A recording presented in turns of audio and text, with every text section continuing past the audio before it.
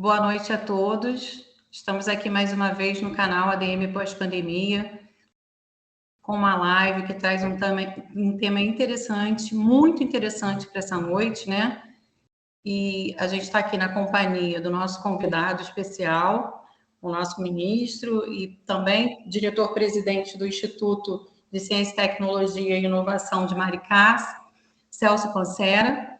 Estou aqui também do lado hoje do meu companheiro, amigo pessoal e colega administrador José Albuquerque, para dar início a mais essa live que tanto vem nos presenteando, né? Esse canal tanto vem nos presenteando com coisas boas, receptividade e sempre aí em prol dos administradores e da sociedade como um todo. Vou aproveitar para fazer logo a apresentação do meu colega, José Albuquerque, é administrador de empresas, graduado em Direito, pós-graduado em Gestão de TI, e nos altos estudos em Políticas e Estratégia, pela Escola Superior de Guerra, coordenou a implantação da governança em TI, entre outras atuações gerenciais na Caixa Econômica Federal, onde este ano está completando 40 anos de serviço. Ao qual passo a palavra, já mais do que saudado e representado, para dar continuidade aí à nossa live tão especial no dia de hoje. Muito obrigado, Jussara. Boa noite ao ministro Celso Pancera, boa noite aos nossos telespectadores. Inicialmente, agradecer ao ministro Celso Pancera a resposta positiva, né, ao nosso convite para estar hoje aqui no nosso canal ADM Pós-Pandemia. Um convite, e aproveito para agradecer também a nossa colega administradora Gina, que nos ajudou nessa estruturação da live. Eu quero, como falou a Jussara Martins, administradora, vai estar comigo aqui nessa mediação. A Jussara, além de graduada em administração, tem pós-graduação em administração pública pela Fundação Getúlio Vargas, atua no serviço público há mais de 20 anos, nas competências administrativa, financeira e orçamentária, especialista em gestão e gerenciamento de equipes, e também é consultora nas áreas afins da administração e atuante na gestão de projetos para esse importante segmento que é o terceiro setor, né? Então, feita essa apresentação, eu gostaria também, e da importância, de apresentar o nosso convidado para esse tema tão importante, que é a ciência, tecnologia e inovação e os impactos na administração, né? Então, o nosso convidado, Celso Pancera, é graduado em letra, com especialização em supervisão e administração escolar, é diretor-presidente do Instituto de Ciência, Tecnologia e Inovação de Maricá, foi ministro de Estado de Ciência, Tecnologia e Inovação, deputado federal e presidente da Fundação de Apoio à Escola Técnica do Estado do Rio de Janeiro, nossa querida FAETEC. Ministro, boa noite, passo a palavra ao senhor para a sua apresentação, nosso início aqui da nossa conversa, tanto aqui interna, como também com os nossos telespectadores. Boa noite, ministro. Boa noite, Jussara, boa noite, Zé Albuquerque, é um prazer falar com vocês, agradecer a oportunidade de falar com a categoria dos administradores, né? É uma categoria fundamental para qualquer sociedade moderna e qualquer país que tenha uma economia dinâmica, que funcione com algum nível de transparência e gestão, né? Então, é um prazer falar com vocês, né? São categorias de trabalho, de trabalhadores, de trabalhadoras que exercem um papel fundamental para a sociedade, né? E que estão no cerne, no eixo de qualquer projeto de desenvolvimento econômico e social de uma nação. Eu vou falar um pouquinho de ciência, tecnologia e inovação para vocês, não sei se é um tema já conhecido da categoria, eu fiz uma pequena apresentação de alguns assuntos, né, que envolvem o setor. Obviamente não dá para abordar muita coisa, mas dá para a gente abordar alguns aspectos, né? Então eu vou colocar no ar a minha apresentação, né, para a gente conversar um pouquinho aí com vocês. Depois a gente faz o debate aí, né, nas mãos dos bons companheiros e companheiras aqui de tela, né, a Jussara e o José. Bom, tá aí a minha apresentação, né? Então, eu, como diz aí, sou diretor-presidente do Instituto de Ciência, Tecnologia e Inovação de Maricá, um município que tem se destacado nos últimos anos na luta na busca, né, de substituir o modelo econômico da cidade que se sustenta muito em função dos royalties do petróleo para uma nova economia, mas isso é um outro assunto no momento, né? E eu queria começar falando um pouquinho, né, da questão do valor que a ciência tem, né, para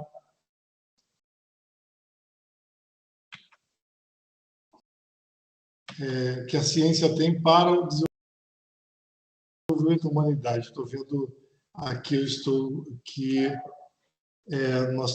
tentando compartilhar minha tela aqui com vocês. Agora sim conseguimos compartilhar, né?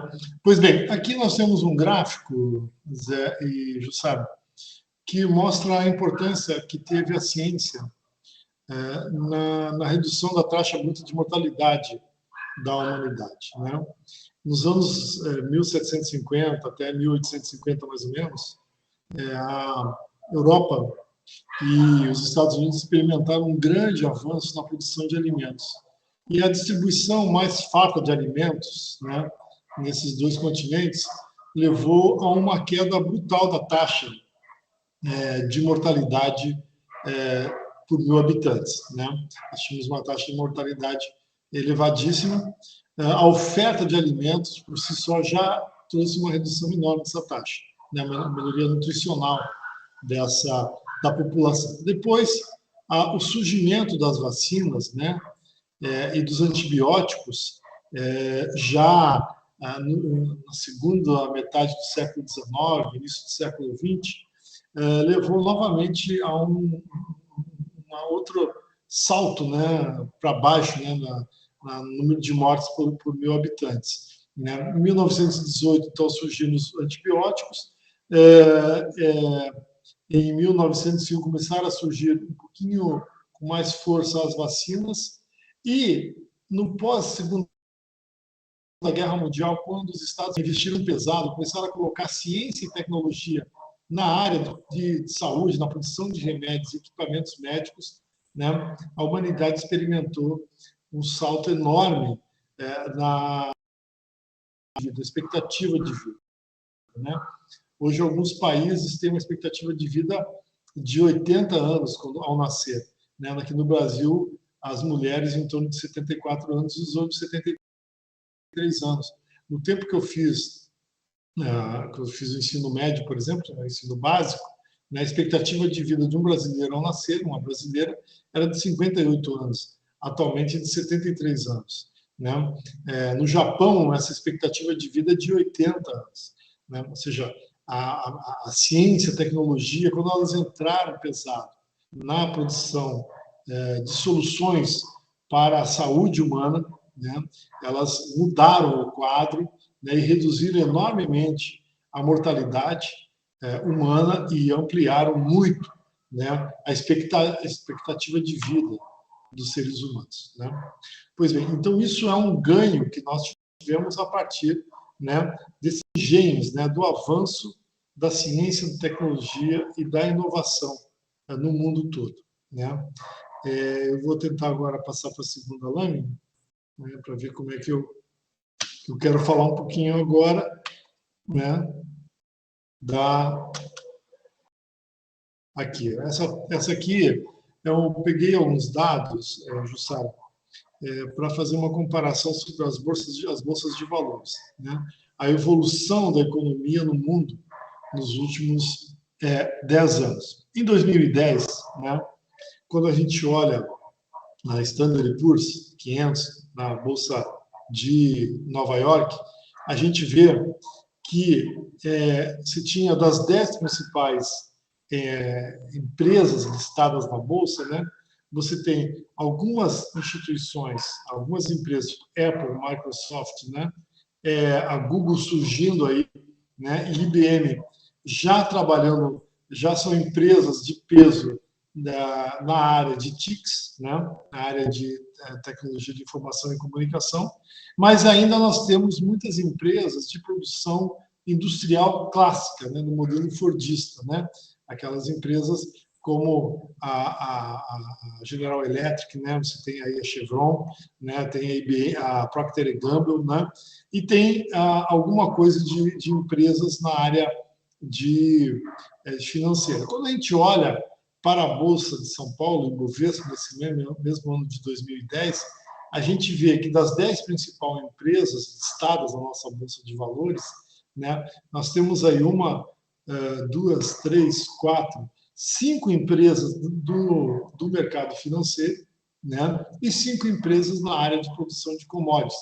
Não que a produção de commodities seja ruim, mas o que demonstra, né, é que nós temos uma economia, as principais empresas nossas, ou são no sistema financeiro, né? Ou seja, que demonstra a financiarização da economia brasileira excessiva, né? E o restante de produção de commodities, né? Nós não temos nenhuma empresa de tecnologia, né, listada entre as 10 melhores da Bolsa de Valores em 2010. Quando a gente vai para 2020, na Bolsa de Nova York, a gente vê que houve uma mudança na composição. As empresas de tecnologia de informação dão um salto no seu valor, na sua presença na Bolsa de Valores de Nova York, né? Nós temos ali duas das 10 empresas. Nós temos uma, que é Johnson & Johnson, produzindo indústrias clássicas, né, do modelo fordista ainda que nós temos uma empresa na área de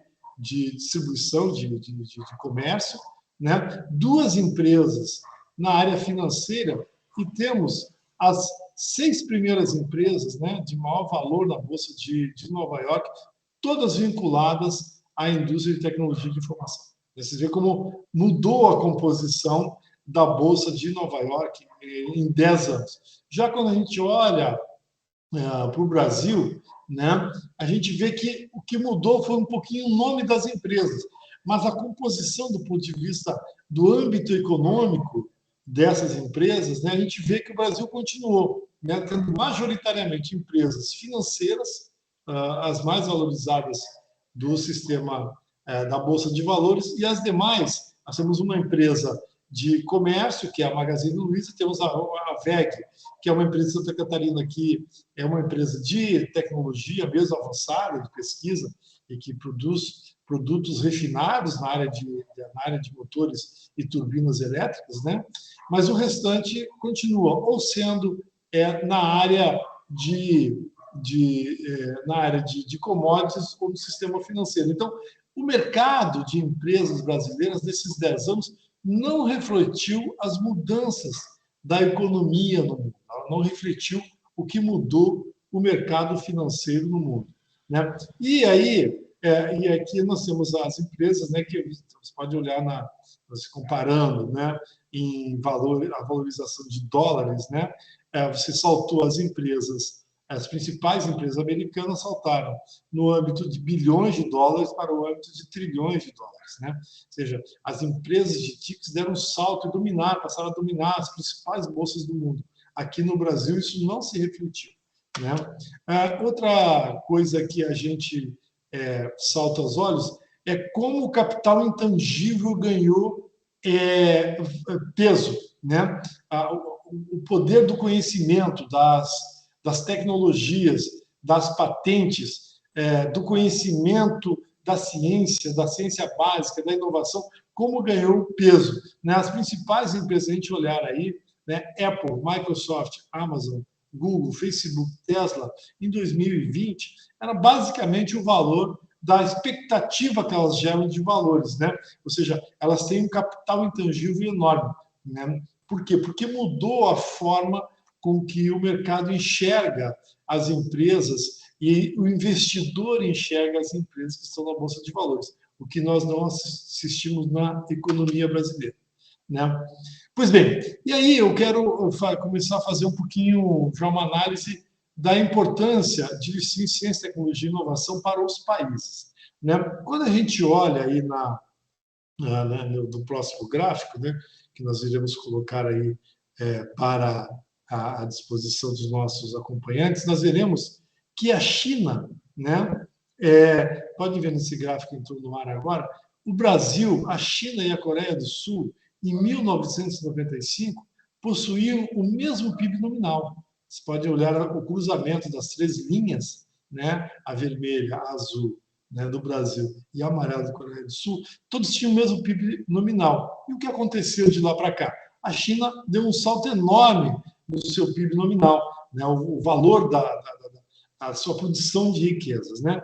A China descolou, se afastou desse bloco e deu um salto, e hoje em dia é a segunda economia do mundo. O Brasil teve, vamos dizer assim, a partir do ano 2000, um crescimento da sua economia, chegou a ser a quinta economia do mundo, né? Por quê? Porque a ciência e tecnologia entrou na agenda de governo no Brasil em 2000, e ela deu um salto. Vocês veem que quando houve uma redução do investimento em ciência e tecnologia a partir de 2015, 2016 do Brasil, o PIB também caiu, né? Por quê? Porque anda para e passo, né? As pessoas não veem a ciência, a tecnologia e a inovação como algo que tem impacto na produção, na geração de economia como um todo para uma nação. E esses gráficos aí nos revelam isso, né? E a Coreia do Sul, que vem mantendo, né, um constante no investimento em ciência, tecnologia e inovação, eles investem quase 3% do PIB deles em ciência, tecnologia e inovação, mantendo um constante de crescimento da sua economia. Dos três países é que tem o PIB per capita mais elevado, a China é o terceiro PIB dos três per capita mais elevado, mas do ponto de vista da geração de riqueza na economia, né, a China deu um salto enorme, né, e hoje é a segunda economia do mundo, né? E aí, quando a gente olha o mapa do valor dos investimentos em ciência, tecnologia e inovação, é um mapa que eu vou passar para vocês agora, aqui, que é o novo gráfico, né? A gente vai ver que a evolução do investimento desses países em ciência, tecnologia e inovação. Vejam vocês, em 1995, né, Brasil, China já investia, a Coreia investia mais do que o Brasil, né, em ciência, tecnologia e inovação. A China investia menos que a gente. Aí a China começa a investir, né, a porcentagem, em percentagem de PIB, né, e cada vez mais dando um salto maior no investimento, né, e a gente vê que o Brasil foi ficando para trás. O Brasil deu um salto nos anos 2000, né, esse gráficozinho em azul aí, enorme, né, foi dando um salto no seu investimento em ciência, tecnologia e inovação. E se a gente lembrar o gráfico anterior, você vai vendo que o Brasil vai crescendo a evolução do seu PIB. Quando ele reduz o investimento, né, a partir de 2015, em ciência, tecnologia e inovação, também é uma queda, né? É só a gente lembrar o gráfico do Brasil anterior, que houve uma queda na evolução do PIB brasileiro. A Coreia mantém o seu padrão, né, crescendo sempre seu padrão de investimento no setor, e a China dá um salto enorme, né, no investimento em ciência, tecnologia e inovação. E isso leva àquele gráfico que nós vimos agora há pouco, né, que é o salto, né, a alteração que houve na evolução do PIB desses países. Então, a gente vê que o investimento em ciência, tecnologia e inovação tem, sim, uma relação direta com o desenvolvimento da economia. Eu já mostrei o gráfico do desenvolvimento das... Né, vou mudar agora para botar o próximo gráfico, né, para a gente avaliar isso do ponto de vista da evolução dos recursos humanos, mas a gente vê que, se a gente olhar a evolução da Bolsa do Brasil, a evolução da Bolsa de Nova York, né, a evolução da Bolsa de São Paulo, a evolução da Bolsa de Nova York, né, relembrando, né, como mudou a composição da Bolsa de Nova York para empresas de alta tecnologia, né, alcançando valores de trilhões de dólares, a nossa Bolsa não alterou a sua composição do ponto de vista da atividade fim das suas empresas, basicamente, produção de commodities e sistema financeiro, né? Aí, quando a gente olha os gráficos de evolução dos PIBs, a gente vê que de 95 para cá, a Coreia do Sul tem uma constante de crescimento, né? A China dá um salto e o Brasil funciona aos soluços. E aqui eu botei agora um novo gráfico, que é a questão da formação de recursos humanos, né? Que é um capital que é intangível, que é muito valorizado hoje em dia, que o Brasil não consegue estabelecer um investimento constante, né? O Brasil tem, hoje em dia, né, em torno de 200 mil pesquisadores, né?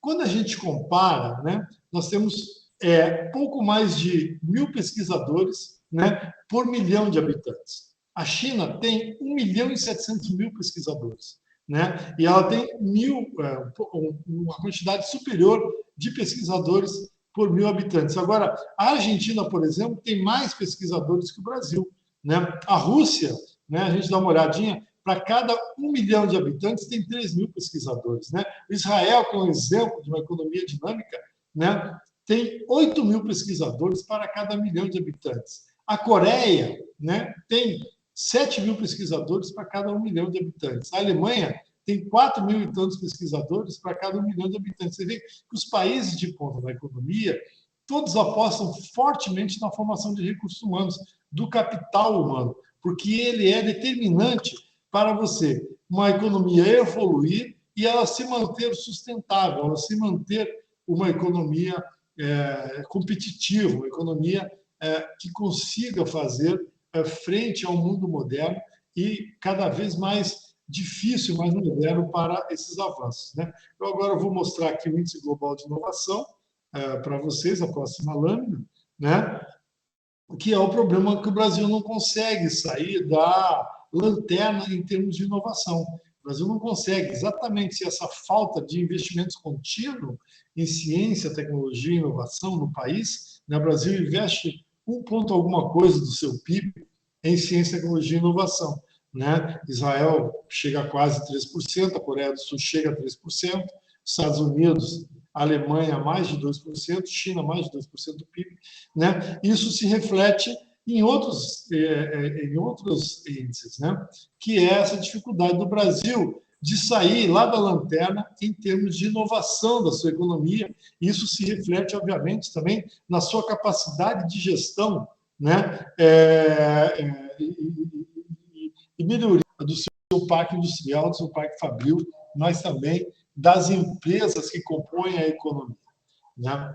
E aí eu queria fazer uma evolução na próxima lâmina, né, para a gente falar um pouquinho do que é a inovação, né? O que impacta a economia, né? E o que faz com que a economia seja, na próxima lâmina, né, com que a economia seja mais dinâmica e consiga competir, né, com o mundo, né? E na base disso está exatamente a capacidade do Estado de investir, né? E a persistência do Estado e as empresas, mas o Estado é muito responsável por isso, em investir em sistemas de ciência básica, né? A Mariana Mazzucato, no livro O Estado Empreendedor, estou vendo se eu consigo mudar a próxima lâmina aqui, né? Ela pega o exemplo do iPhone, por exemplo, né? Ela diz o seguinte, né? O iPhone ele tem 12 tecnologias principais, né? São muitas tecnologias, mas integradas, né? No iPad, no iPhone e no iPod.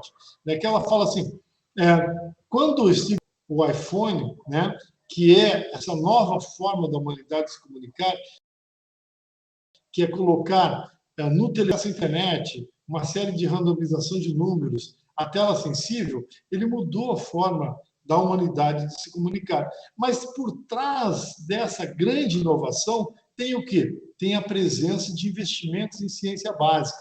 E ela cita aqui, nesse livro da Mariana Mazzucato, uma economista italiana, que tem uma produção muito grande nessa área, né? Ela tem um livro dela chamado O Estado Empreendedor, desmascarando o mito do setor público versus setor privado. Ela diz o seguinte, o setor privado precisa que o setor público invista em pesquisa e inovação. E ela cita assim, os semicondutores, né, CPU, memória RAM, HD, LCDs, né, a internet, os códigos da internet, a linguagem HTML, né, as telas sensíveis, né, telas multitoque, inteligência artificial, todas essas tecnologias foram investidas, né, foram feitas em diversos lugares do mundo com pesquisadores vinculados a programas com recursos públicos. O Steve Jobs teve a grande ideia, a genialidade de juntar eles todos num único aparelho e mudar a forma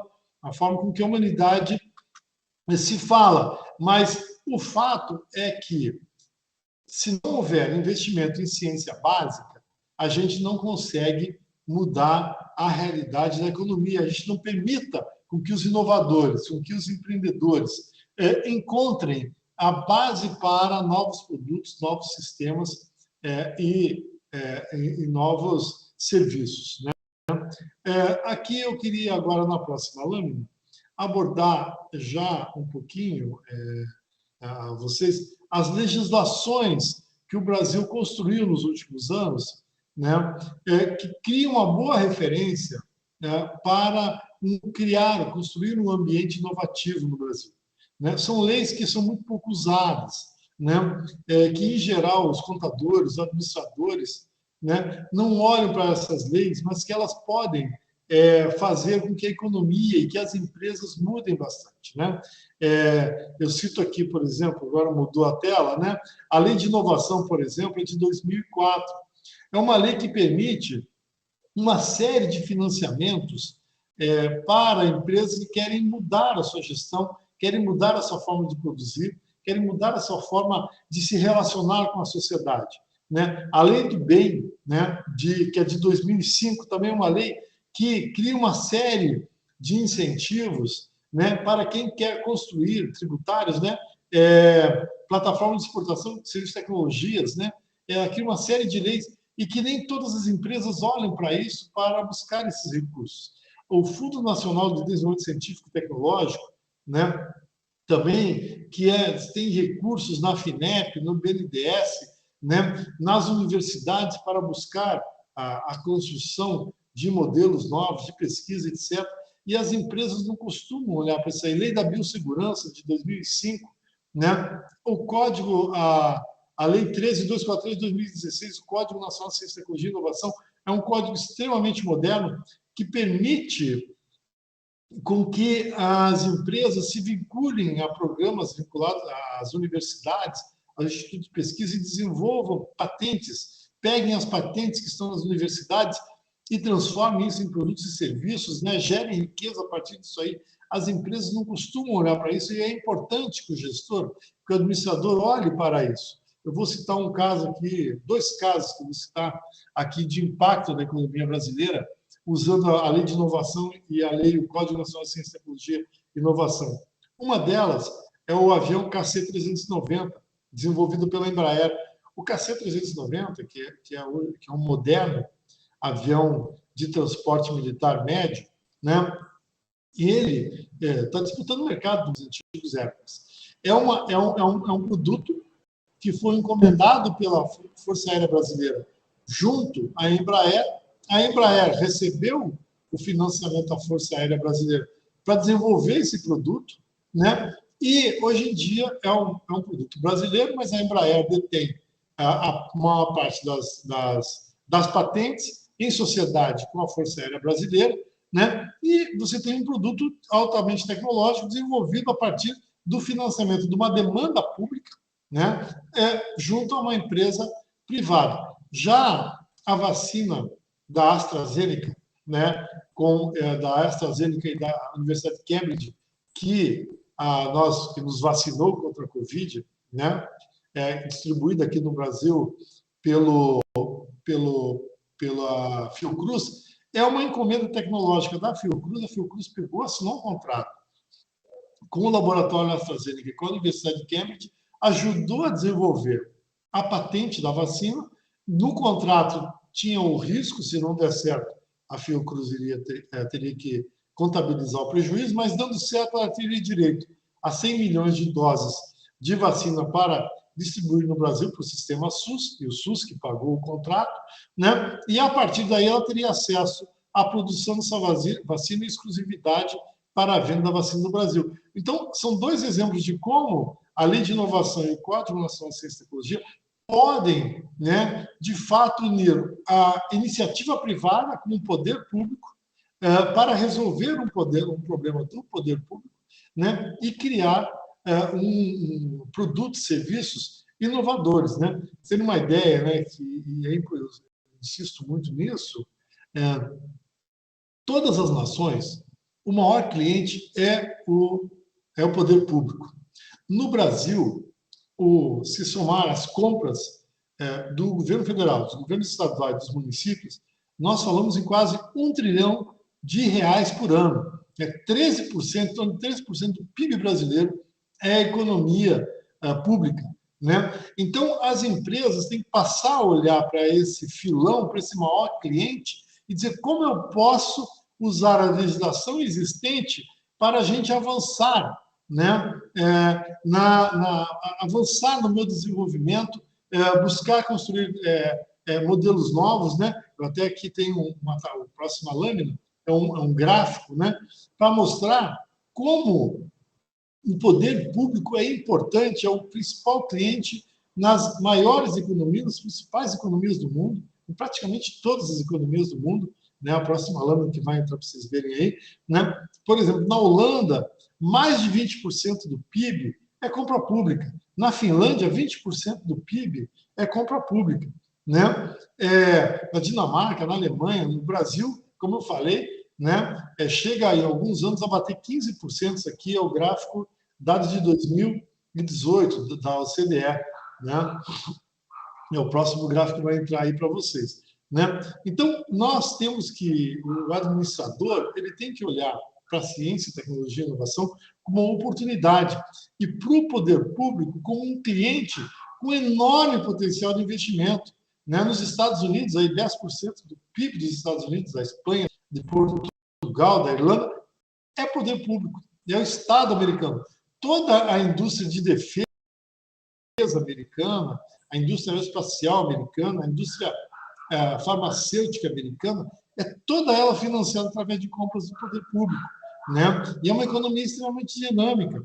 E quando você pesquisa um produto, sempre acaba tendo como resultado outros produtos. O mais famoso disso é que para fazer um isolante térmico para os computadores, né, que foram usados para os foguetes, né, surgiu o Teflon.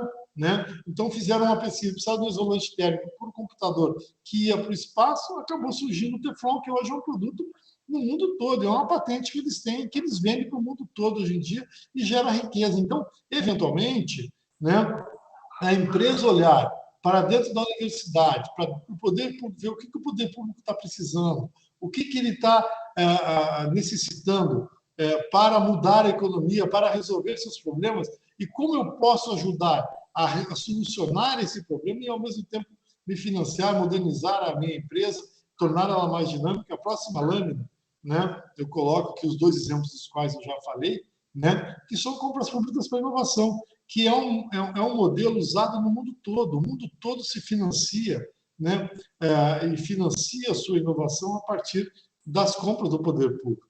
Né? Então, está aí, eu já falei, né, tanto o KC-390, né, a vacina Oxford e AstraZeneca, são duas compras do governo brasileiro para resolver seus problemas, né, que são problemas sociais que existem, né, e que os administradores têm que olhar para isso, né, e dizer assim, poxa, como é que eu posso participar disso? Como é que eu posso usar esse poder de compra do governo, não apenas participando através de licitações 8666, mas dizendo, olha aqui, sugerindo, né, ao poder público, olha, aqui tem uma solução na universidade tal que eu posso apresentar aqui uma saída inovadora de buscar fazer isso. Né? E essas compras públicas, né, elas são, como eu falei, um conceito geral, na próxima lâmina eu falo sobre isso um pouquinho, vamos mudar a lâmina agora aqui, né?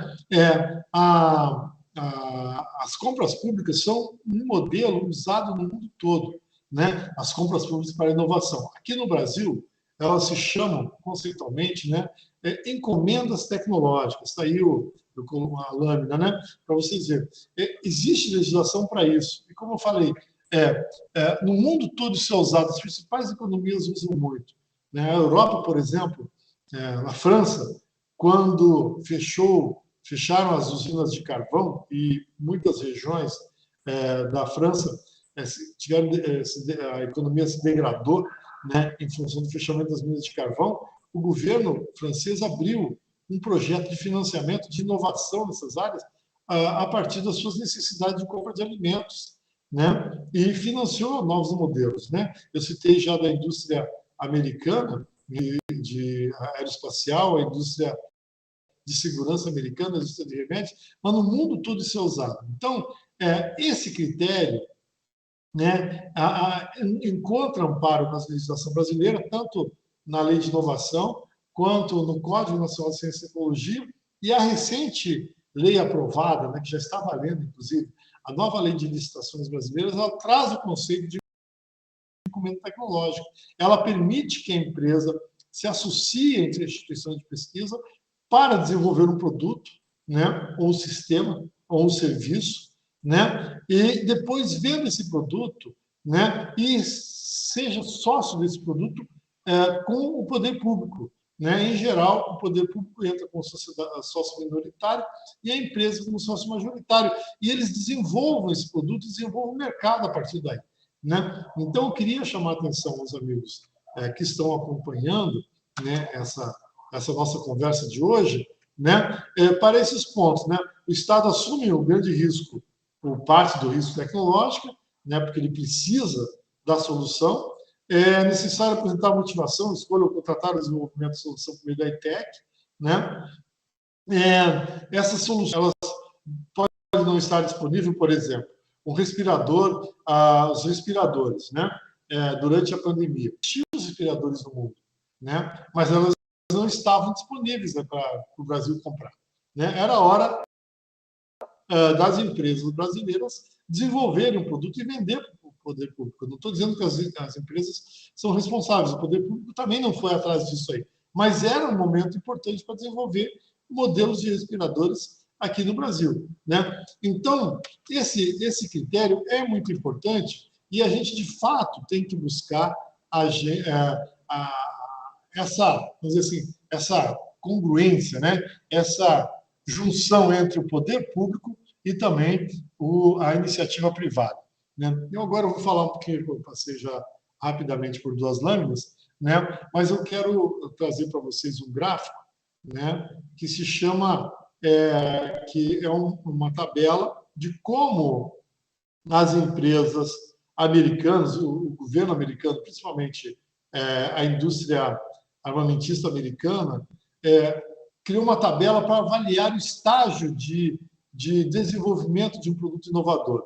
Desde o momento que ele surge como um princípio básico, né, observado num laboratório de pesquisa, né, depois ele virando um conceito, né, eu quero falar agora para vocês, para mostrar aqui, vamos ver se vai entrar agora a tela. Essa tela aqui que entrou para vocês agora,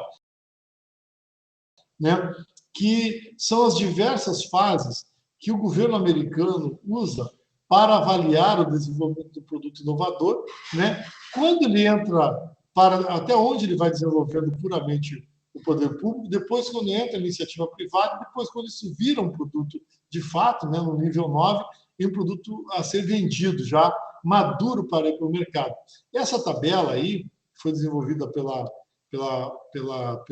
indústria aeroespacial americana, virou uma tabela aceita no mundo todo, inclusive no Brasil. E ela, quando o poder público olha para algum produto, algum serviço, algum sistema, ela vê nessa tabela, classifica em que ambiente ela se encontra, em que momento ela se encontra, de amadurecimento do desenvolvimento dela, né? E onde ele vai entrar para ajudar a financiar e a iniciativa privada. Então, por exemplo, A vacina AstraZeneca, quando a Fiocruz assinou o contrato lá com a AstraZeneca, ela estava no nível 5, entre o nível 4 e o nível 5 de desenvolvimento. E eles ajudaram a financiar até o nível 9, e hoje em dia ela é um produto já em nível 9, já está no mercado, sistema real desenvolvido e aprovado através de operações bem-sucedidas, né? Então, todos os produtos novos, quando eles surgem, com o sistema, né, ele é avaliado através dessa tabela e ele vai ou não para o mercado a partir desse conjunto de desenvolvimento, né? De fato, uma forma que o poder público tem para, junto com a iniciativa privada, avaliar o seu serviço, aquilo que ele quer e até onde ele pode chegar, né? Nesse sentido, né, eu mostro isso, provavelmente, esse é um assunto, vamos dizer, meio árido para a categoria dos administradores, mas é um assunto que a gente precisa abordar, as empresas precisam abordar, precisam ter esse acesso e olhar para a inovação, para mudar a economia brasileira, inovar a economia brasileira e transformar ela numa economia dinâmica e competitiva diante do mundo, né? A próxima tela, quero falar um pouquinho rapidamente, né, sobre a questão da educação, né, que eu acho importante a gente, quando a gente fala, como eu falei lá atrás, a pesquisa básica é fundamental e não existe pesquisa, não existe formação de capital humano se nós não tivermos uma educação básica sólida, né? E todos os grandes especialistas, quando olham para a educação, eles dizem, hoje em dia, depois, em meio a essa pandemia da Covid, que, de fato, a economia ela precisa ser pública, ela precisa de muito investimento público, né, a educação, né, para ser sustentada, né, para capilarizar para toda a sociedade, né, ela é um poderoso instrumento para uma permanente mobilidade social, ou seja, a redução das desigualdades, o conhecimento, a formação da consciência, a formação do conhecimento básico da matemática, da física, da química, né? Ela é importante para qualquer, são áreas que são, vamos dizer assim, transversais, né? Para que a gente consiga chegar a uma formação de um gerente, de um bom gerente, do superintendente, né? Enfim, um bom administrador ele tem que ter o conhecimento básico geral, e isso é o poder público que pode fazer, não tem outro jeito. E a outra questão é que nós temos que nos acostumar, né? Que a economia, a educação, ela, além de pública, ela vai ser digital. Cada vez mais, né? Nós temos que aprender a conviver com, se não todo, mas uma parte significativa do ensino digital. Não só porque ele é à distância, mas também porque a gente são formas híbridas de ensino, mas a gente tem visto aí, né, as realidades ampliadas, né, as realidades aumentadas, a robótica, a telemedicina, né, uma série de avanços que nós temos que são avanços no âmbito digital e que nós teremos que nos acostumar, né, e que nossos filhos, nossos netos irão ser aqui para frente. Por fim, né, eu acho que a gente, como eu falei, na educação, ela é pública e ela é digital. E nós temos que nos acostumar com essa realidade, porque ela é uma realidade que vai fazer parte daqui para frente, né? E nós, que somos pais e avós, temos que nos acostumar com a ideia, e os gestores têm que se acostumar com essa ideia, né? De pensar a educação, né? Como algo fundamental, né, para as suas próprias empresas, para o desenvolvimento das suas próprias empresas, para que elas se tornem competitivas num mundo tão globalizado e tão competitivo como nós temos aí, a gente vê. Por fim, a minha última lâmina, né, que eu queria colocar, né, eu cito aqui uma frase do Keynes, né, então, aí os liberais, né, os gestores estudam bastante as teorias keynesianas, né, mas o Keynes diz o seguinte: não é fazer coisas que os indivíduos já estão fazendo e fazê-las um pouco melhor ou pior, mas fazer aquelas coisas que no momento não são feitas de forma alguma. E por que eu falo isso? Porque parece que tem uma dicotomia entre a gestão pública e a gestão privada.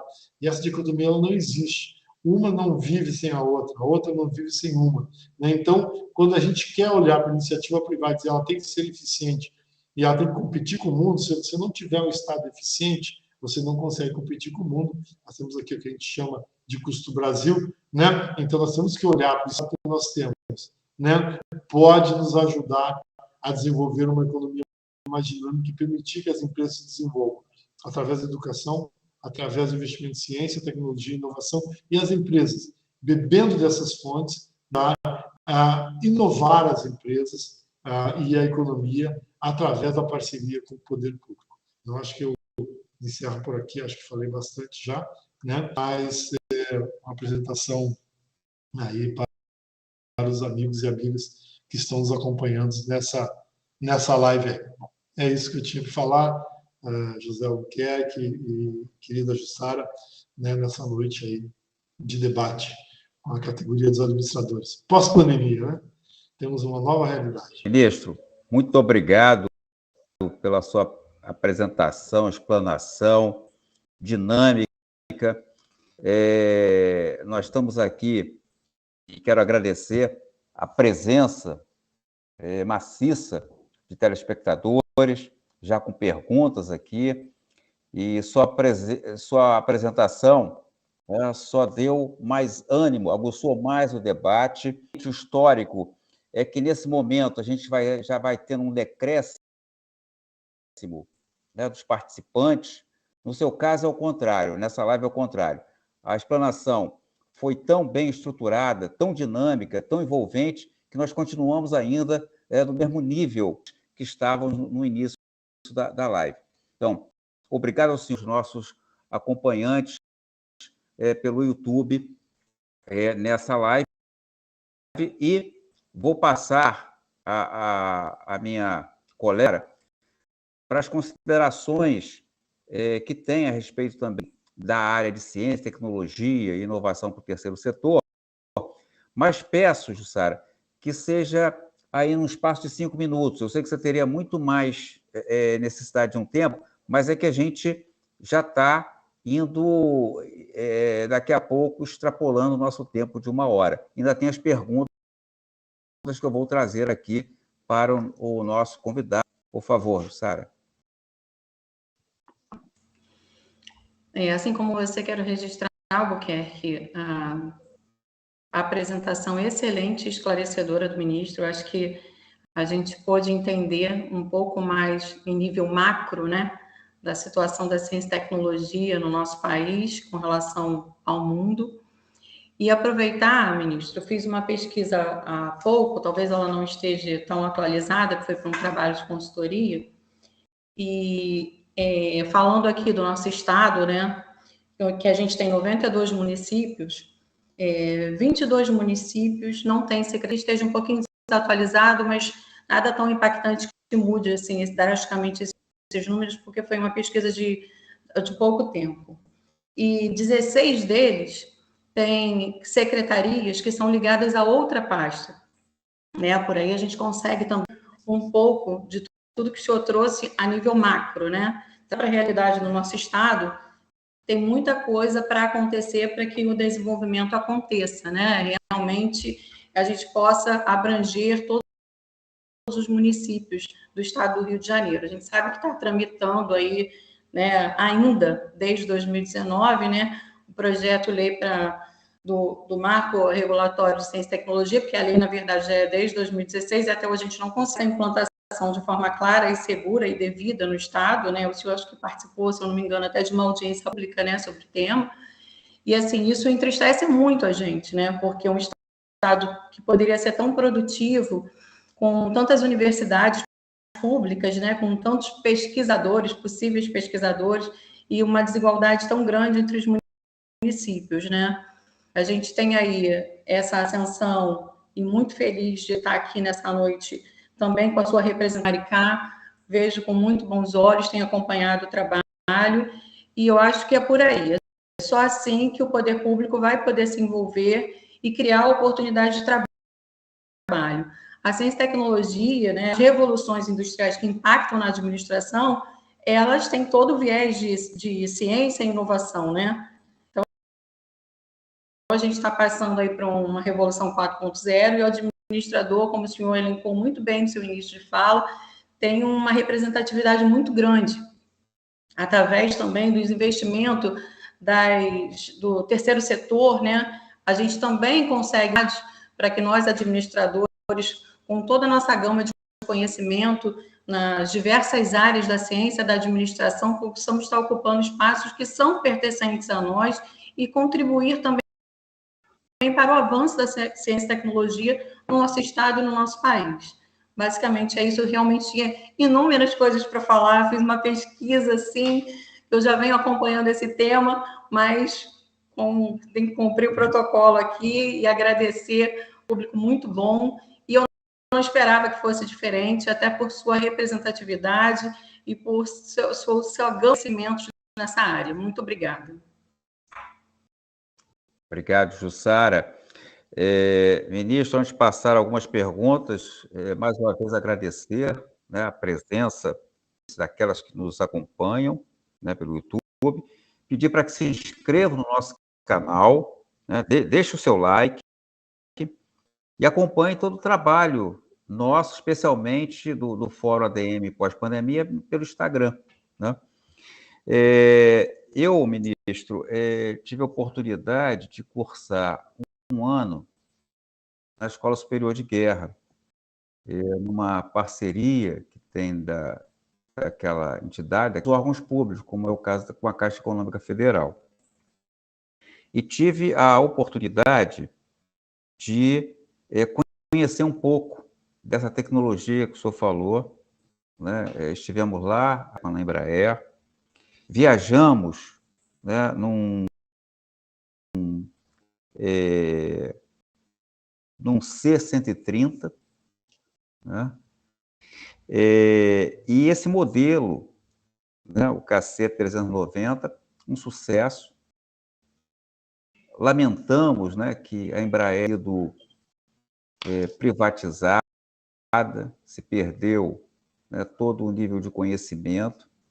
Hoje, a gente, né, percebe esses interesses que estão por trás, porque a Embraer agora deixou de ter toda aquela ação, né, de estar ali à frente em termos de pesquisa, em termos de desenvolver algo de patente brasileira, né? Isso, uma outra questão também que o senhor traz aqui, entre todas as análises apresentadas, reflexões, o senhor fala exatamente do futuro da educação e a inclusão digital. Também, na ESG, havia uma parceria com a COPEAD, e uma das professoras mostrou também um gráfico à época, mostrando que na década de 80, a Coreia do Sul estava atrás do Brasil. E houve uma reorganização na Coreia em termos de aportar, de ter como diretriz a educação e a pesquisa. E aí vemos hoje a situação que o senhor mesmo demonstrou no seu gráfico, né, do crescimento da Coreia do Sul, muito para trás, e na década de 80 era exatamente o contrário. Algumas perguntas vou trazer aqui. A administradora Gina Ribeiro pergunta ao senhor se o senhor considera que, para avanço da ciência e tecnologia, além dos investimentos, uma boa gestão administrativa, dando suporte à elaboração das pesquisas, é um fator. Essa é uma pergunta. Eu vou trazer todas, ministro, pelo avançar da hora, vou em bloco. Uma outra questão, lá dos anos de 80, muitos que talvez nos acompanhem não vai ter esse histórico, mas foi a lei da reserva de mercado para a área computacional. No princípio, uma ação que ajudaria nas pesquisas, o crescimento da área acabou naufragando. Eu, à época, havia terminado o curso da administração, tinha um espaço em termos de jornal, escrevi um artigo defendendo a reserva do mercado, mas salientando a importância de trazer as universidades, o que não acontecia e que não aconteceu. O papel das universidades para impulsionar, né, essa dimensão desse campo de pesquisa. Então, gostaria também das suas considerações sobre essa época, sobre a lei do mercado e o que levou a naufragar, né? O que faltou. Por um outro ponto também, o programa Ciências Sem Fronteiras, né, que o senhor também esteve à frente, programa de grande importância, exatamente para dar um suporte aos estudantes a nível de intercâmbio na área de ciência.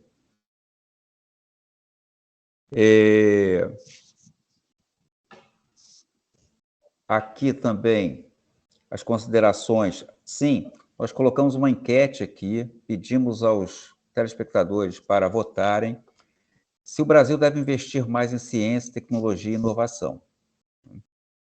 Então, é uma presença. Há aqui também, com relação a outra questão importante, é que nos referidos cursos, inovação ministrada em 1 ou 2 períodos, quando deveria ser transversal, transitando por todos. Essa é uma observação, intervenção da Raja Khalil, né? Ela ainda coloca também aqui que ainda temos outra questão, o setor público abre poucas vagas para o profissional de administração, seja por concurso, seja por contratação, né?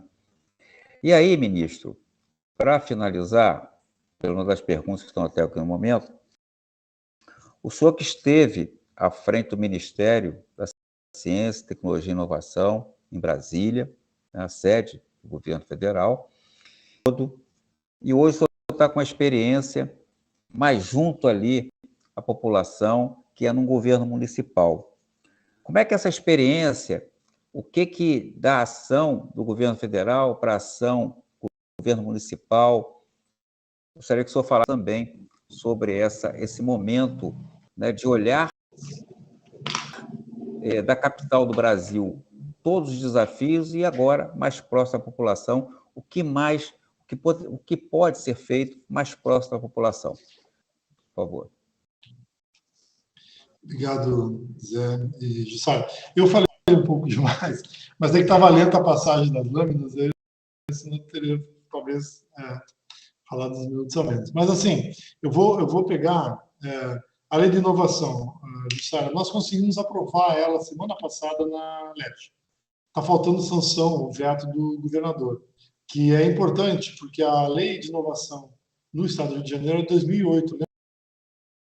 Quando a gente construiu aquela lei em 2008, de lá para cá mudou muito a legislação brasileira e a economia mudou, né? Eu mostrei o gráfico, a 2010, né, e de 2020, né, com essa questão do conhecimento tem hoje um valor financeiro enorme, né, valorado, como o conhecimento, como ele é importante, né? Então, já conseguiu aprovar, semana passada a lei já aprovou, está faltando a sanção ou o veto do governo. Vamos ver o que vem, mas ficou bastante razoável o veto de lei. Essa lei é de 2019, a gente veio participando do debate e tal, e conseguimos, numa articulação com o presidente da LERJ, o Ceciliano, André Ceciliano, e o Comissão de Ciência e Tecnologia, o deputado Valdec, a gente conseguiu botar para votar e foi bem legal, assim, né? Então, isso é um avanço. Aí, agora, eu vou falar essa última fala do Albuquerque com aquela da Jussara em relação aos municípios, né? Os municípios é o locus, né? É onde acontece a vida, né? Onde as coisas acontecem. O sistema tributário brasileiro é muito cruel com os municípios, né? Porque 70% dos tributos vão para o governo federal, né? Mais ou menos. Eu tenho até eu ia botar esse gráfico aqui, nem porque eu não coloquei, que diz assim, o Brasil não tributa muito, tributa mal, né? Pode até dizer que tributa muito, mas ele principalmente tributa mal. Tem países que tributam mais do que o Brasil e são melhores que o Brasil, do ponto de vista da economia e da dinâmica do país. Mas qual o problema brasileiro? 60 e tantos por cento, 68%, 67% dos tributos ficam na União. Aí tem uma parcela de em torno de 20%, e a parcela que fica nos municípios é muito baixa, é muito pequena, é 12%, 13%. Porque o município fica refém do governo federal, né? Então, o prefeito, do governo federal, não governa. Aí elege um presidente que ele não concorda, né? Se não concorda com o dinheiro. Agora, com esse tal de orçamento secreto, ficou ainda pior. Porque se o parlamentar do bairro oposição, aí que não recebe nada mesmo, né? Então, há uma estrutura entre ativos que a reforma tributária, ela, mais do que ajustar a quantidade de tributos, é a distribuição dos tributos. E aí, a estrutura democrática, não existe institucionalidade que funcione, né? Dessa forma, ela gera uma distorção. O prefeito sempre está sujeito ao governador e ao presidente, né? Senão ele não consegue governar. Então, esse é o primeiro dos problemas, né? E as maiores responsabilidades estão com o município, né? Você tem ensino básico, a parte de saneamento, toda a parte viária, né? De funcionamento da cidade, energia, etc. E o município acaba ficando refém de uma situação muito ruim, né? Uma experiência assim, quando o Fabiano, o prefeito, me chamou para ir para lá, e também com a qual esse prefeito, eu falei, prefeito, eu topo, vamos construir uma estratégia aqui para a gente desenvolver, mudar a economia da cidade, eu topo o desafio. Eu gosto de trabalhar, eu gosto de ideias novas, enfim. E estamos desenvolvendo um trabalho muito interessante. Nós temos o ICETIM, que é uma autarquia pequena, mas muito eficiente, né? Nós estamos desenvolvendo alguns projetos muito bons na médica, na área de alimentos, né? Na área de cultura. São coisas que começam a impactar na economia. Por exemplo, nós assinamos um contrato lá com a FRJ e com uma empresa incubada na FRJ para desenvolver ônibus híbrido, né? São 2 anos de pesquisa. No final, nós vamos escolher a melhor das 3 tecnologias: ônibus totalmente elétrico, híbrido com hidrogênio, híbrido com etanol, né? Para mudar a frota do municipal lá de transporte, limpar a frota. Então, por exemplo, é uma iniciativa boa que vai gerar uma economia enorme e muita patente para o município. Então, é uma experiência boa, desde que se tenha os instrumentos necessários e o apoio, como o Albuquerque falou aqui, a ciência ela é transversal, né? A inovação ela é transversal. Ela não tem que falar para si, ela tem que ser demandada por todos, né? Então, lá nós temos essa facilidade, essa ajuda do prefeito, e tem nos permitido fazer uma gestão bastante interessante, né? E isso tem impacto enorme na economia. Obviamente, a tarefa de ser ministro é uma tarefa gloriosa, né? Feliz de ter sido um dia ministro, né? Ter executado essa tarefa, né? Se um dia for chamado, novamente irei. Mas um trabalho bem feito no Estado, no município, também é bastante interessante, porque o município é o locus, é onde a vida se passa, onde as coisas acontecem, e é onde as coisas têm que funcionar. Se não funciona, é muito ruim, né? Então, é essa a questão. Na questão do papel da educação, a Coreia fez o certo, né? Fez o certíssimo, né? A fórmula é correta, né? E o Brasil tem que investir, não é só investir, é investir constantemente. Não dá para você começar o ano com 10 de orçamento e gerenciar 3. Aí você desorganiza todo o planejamento, né? Então, você acaba não funcionando, porque você nunca sabe exatamente como vai ser a execução orçamentária. Então, esse é um problema. Outro problema é programas que eles têm que ter solução de continuidade, eles têm que continuar, né? Tem que ser perene, por exemplo, o Ciência Sem Fronteira, né? Que foi aqui. É um programa muito copiando o que os chineses fizeram, né? Os chineses invadiram o mundo nos anos 90, 2000, pegaram a experiência no mundo todo, aprenderam a falar muitas línguas, conhecer as culturas, ver o que estava acontecendo nos países, voltaram para o seu país e hoje em dia a China é o que é, né? A ideia de Ciência Sem Fronteira era tornar o brasileiro mais universal do ponto de vista do conhecimento, ele ir conhecer as inovações, o que está acontecendo nas universidades do mundo todo, depois retornar para o Brasil, né, e contribuir para o desenvolvimento do país. O que aconteceu no meio do caminho? Teve impeachment, o projeto foi descontinuado, né, foi interrompido, e também as pessoas, o Brasil parou de, o CNPq, CAPES e tal, de publicar editais para novas bolsas. Então, esses pesquisadores, muitos deles acabaram ficando fora da guerra. E quem voltou para cá não resolveu a vida, teve que voltar para lá. Então, a tal de fuga de cérebro, né? Que é uma pena, porque era um programa bem estruturado e que seria bem.